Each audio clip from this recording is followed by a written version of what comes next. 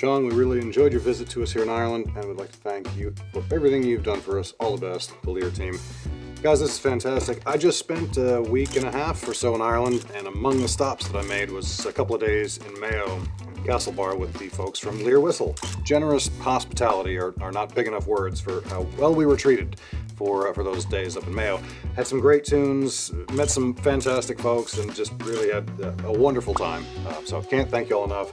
They were also kind enough to send me home with a whistle. Now I already know what this is. We talked about it because when I sat down and did a little Q&A with those guys, I grabbed a B flat, which is what this is. And I mentioned that I didn't have a B flat from Lir. I have a very nice John Sindt, which I'm going to get to in a minute. But I was really curious to hear what theirs sounded like. So they were very nice to send one home. Let's check it out.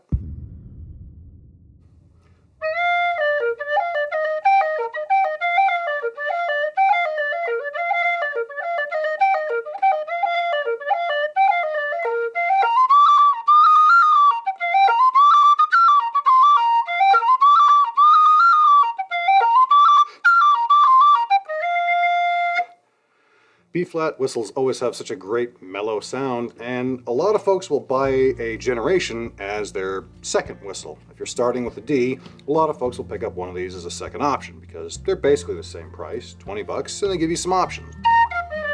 Same nice mellow sound. But those of you who've listened to me talk for any length of time know that I'm of the opinion that if you're going to spend some money on an instrument, you may as well get one that you know is going to work properly.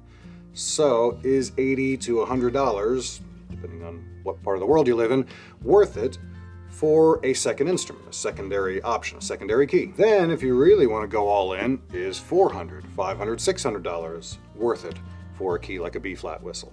And that's what we're going to compare. We're talking about 3 different levels of this kind of unusual option, at least as far as an Irish music instrument goes, but a great one to have in your collection.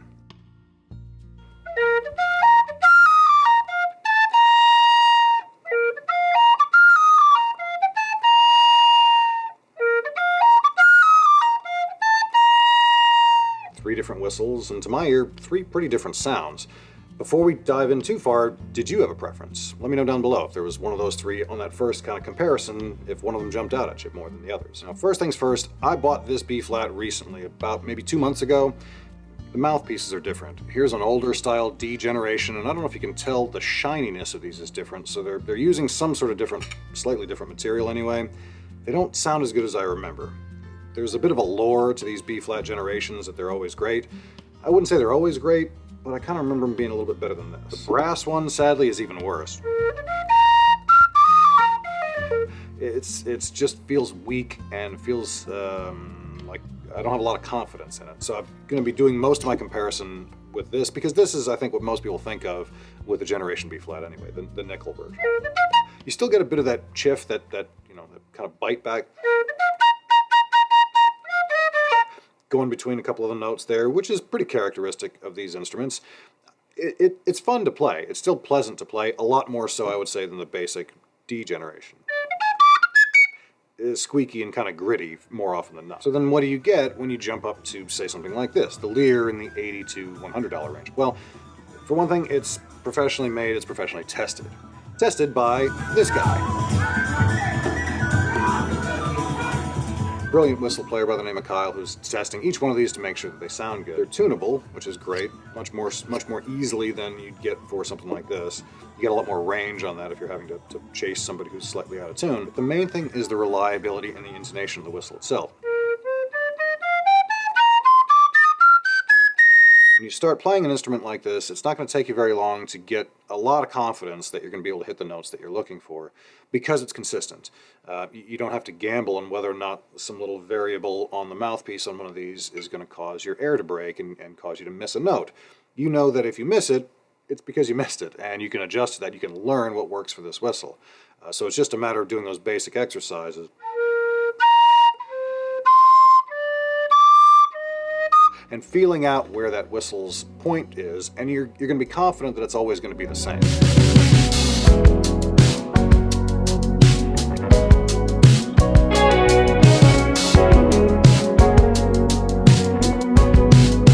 And then, of course, you get the durability. Something like this, you're going to be hard-pressed to break it.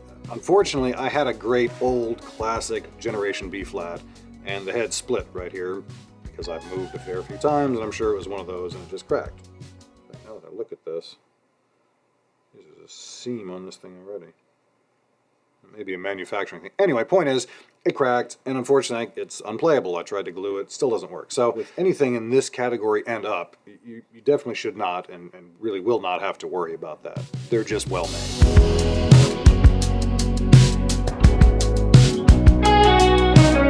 Now let's compare it to the John Sindt.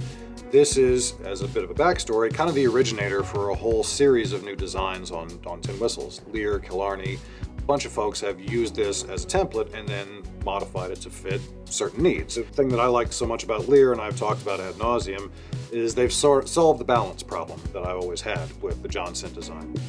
That, to me, is important. It may not be to everybody else, but it was to me, and that's kind of why I've grown to like these so much. Just compare a quick scale with both of these here, and you can hear a bit of a difference.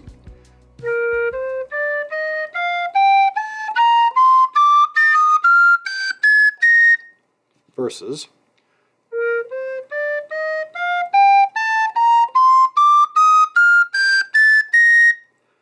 did you hear the difference? It's subtle, but I would rank the Sindt as clearer versus the Lir as more of an airier sound, sort of like a Copeland.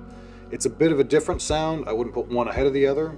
It's just different, and that's really where you get to decide at that price point what's important to you. From a build quality standpoint, I'm not really seeing any difference. That being said, I'm not an engineer, I don't build squat, so I'm not sure that I would be able to see it, but I could definitely tell if one of these was kind of tattered and falling apart. It's obviously not going to be the case. One of the reasons these are so expensive is they're hard to come by. He's not making many, if any, I'm not really entirely sure, but they're pretty much out of stock everywhere. You can't find them. So sort of like a Copeland, they're rare, and that's what makes them so expensive. They're also brilliant. They are fantastic. They sound great. And if it were up to me, I'd kind of want one of everything, to be honest. They're great and they're different, and that's the main thing.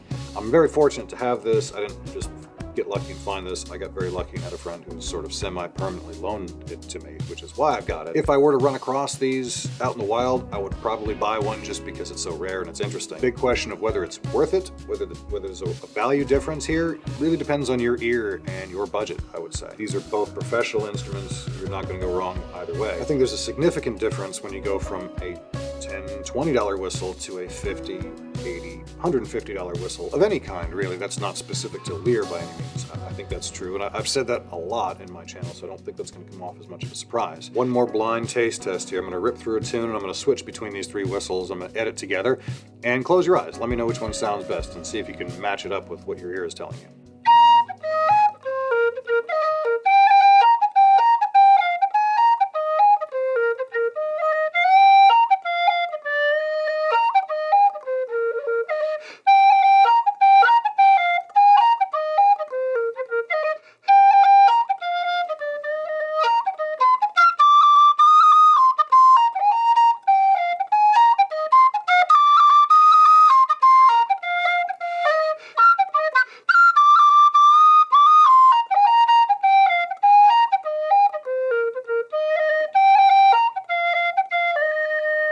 What do y'all think? Which one sounded best? I mean, I think they're all different. There's definitely some different characteristics to it. Even the basic generation has some unique, interesting things that make it special. I think there's value to each of these, and if you did have to choose one, it's a tough choice, really.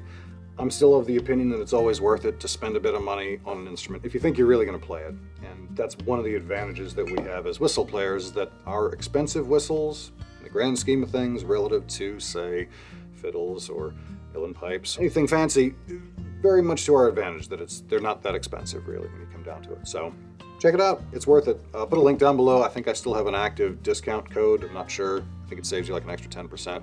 Check out those guys. Say hi if you haven't seen them. Their socials are worth a follow. They're great musicians and interesting cats. So check them out. Guys, again, thanks for the whistle. Thanks for the hospitality. It was an absolute pleasure. I cannot wait to get back to Mayo and to hang out with you guys again. Come down to Nashville and say hi, too. Cheers, y'all.